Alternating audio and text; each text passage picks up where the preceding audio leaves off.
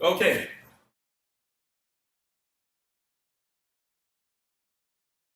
Let's recognize the outermost structure of what's going on here. So describe the structure of this function in a single word. Who wants to do that? Product. Exactly right. It's a product. Does it matter what it is a product of?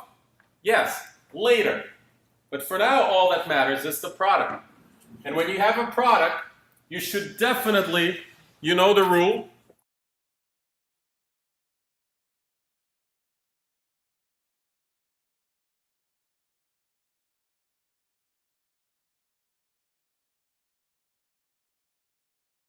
that it's in this alphabetical order. That you take the derivative of the first function first, multiplied by the second, and then the first function multiplied by the derivative of the second.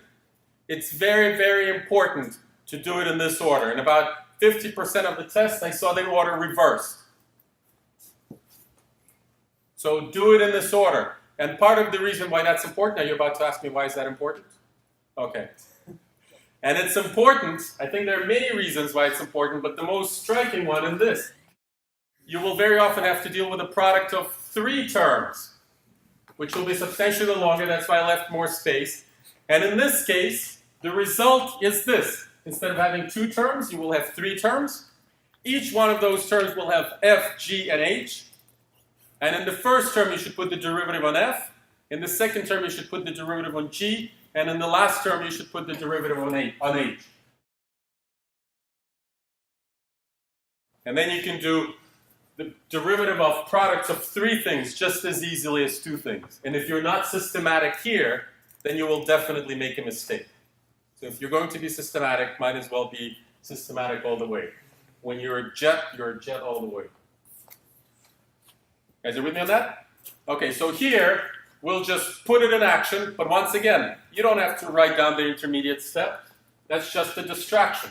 The derivative of the first term is clearly 3x squared. All right, so we've taken care of this term. Now for this term, the next comment I was going to make, and that is, a lot of you rewrite the square root as a fractional power.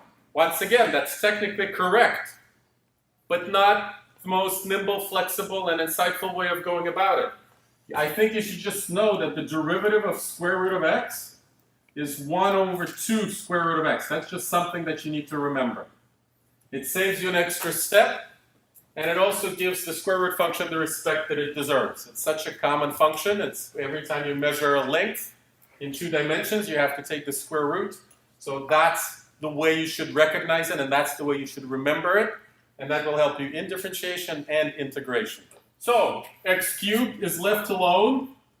And when we're looking at this, well, here there is no ambiguity as to what we're looking at in the outermost sense. And that's the square root.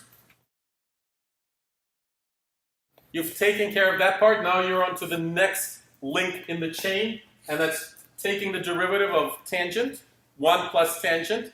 So 1 clearly gives you 0, and tangent.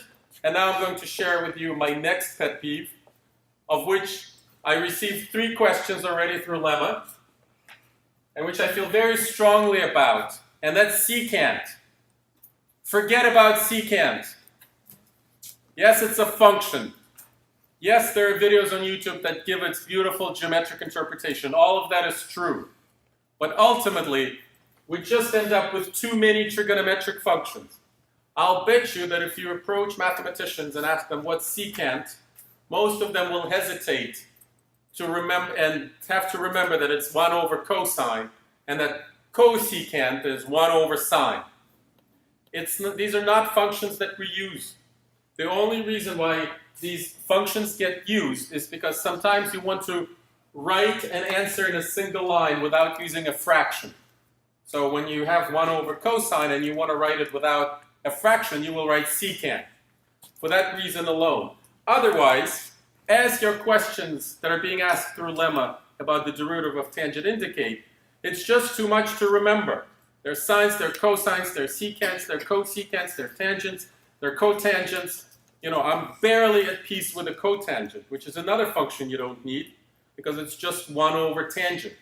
But cotangents appear frequently enough in a very natural way that we stick with them. But secants, just forget about secants. I will never ever ask you a secant question. Your life will be much simpler if you just think in terms of sines and cosines. That's all. So the derivative of tangent is 1 over cosine squared of x.